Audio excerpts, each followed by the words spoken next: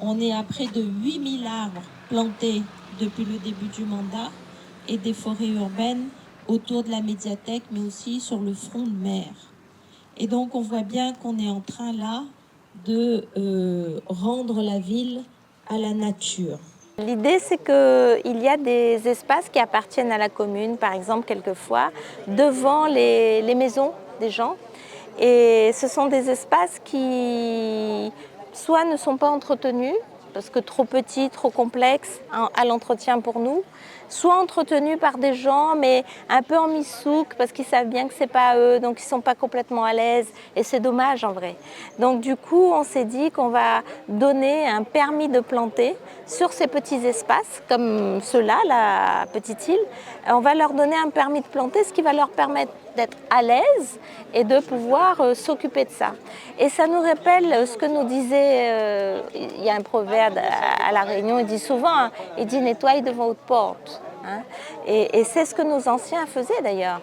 Ils nettoyaient toujours devant leur porte parce qu'ils considéraient que quand il y avait les invités vous jugeaient déjà à l'extérieur. Et si c'est propre et fleuri, eh bien évidemment, ils se disent que les gens chez qui ils vont, ce sont des gens qui font attention à eux. Donc voilà, c'est notre culture réunionnaise et on a voulu, par le permis de planter, pendant ces semaines de développement durable, revenir et rappeler notre culture. Il n'y aura pas de changement de comportement, de durabilité des choses si on ne rattache pas à des pratiques culturelles.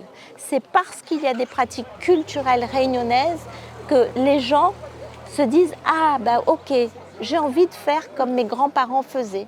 Parce que j'aime mes grands-parents, j'aime ma culture et donc je ne veux pas la perdre et donc je vais faire. » Donc on va faire des permis de planter partout dans la ville, très simple. Vous avez envie de vous occuper de l'espace devant chez vous, c'est vous qui vous en occupez, qui arrosez, qui plantez. Vous passez à la mairie annexe de votre quartier, vous demandez, on vérifie que le terrain est bien à nous, on vous autorise et on vous donne quelques règles. Pas de produits toxiques pour la terre, pas de plantes envahissantes. Pour tout le reste, c'est permis. Voilà. Et que vivent les permis de planter, c'est une belle expérience qu'on lance à Saint-Denis.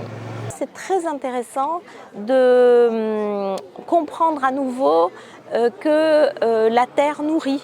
Faire le lien entre la terre et se nourrir. Quand on bétonne un endroit, c'est autant de terre nourricière qu'on enlève. Et donc ça, c'est important que les enfants, les plus vieux et les plus jeunes comprennent.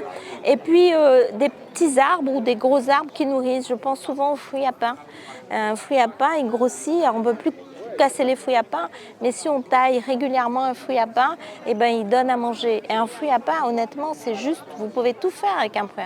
Des frites, de la purée, des beignets, ça peut remplacer le riz. C'est très nourrissant, très équilibré. Donc voilà, nous on aimerait bien que cette ville-jardin devienne aussi une ville nourricière. Voilà, parce que je pense qu'avec tous les problèmes de cherté de la vie, de maladies diverses et variées, c'est bien que les gens se sentent en sécurité alimentaire autour de chez eux. Le permis de planter, donc c'est très intéressant tout simplement puisque là on va donner l'autorisation aux personnes de planter sur les voies communales devant chez eux.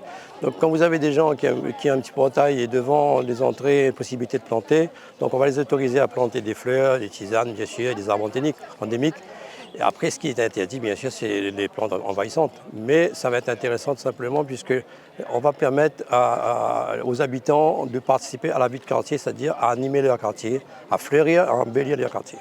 Il y a d'autres quartiers de Saint-Denis qui est vraiment concerné et on va déjà démarrer dès la semaine qui arrive avec Prima. Donc il y a Prima, il y a Saint-Clotilde. Aujourd'hui, il y a pas mal de demandes, donc on va vraiment aller sur les quartiers, mais la prochaine quartier, ça va être Prima.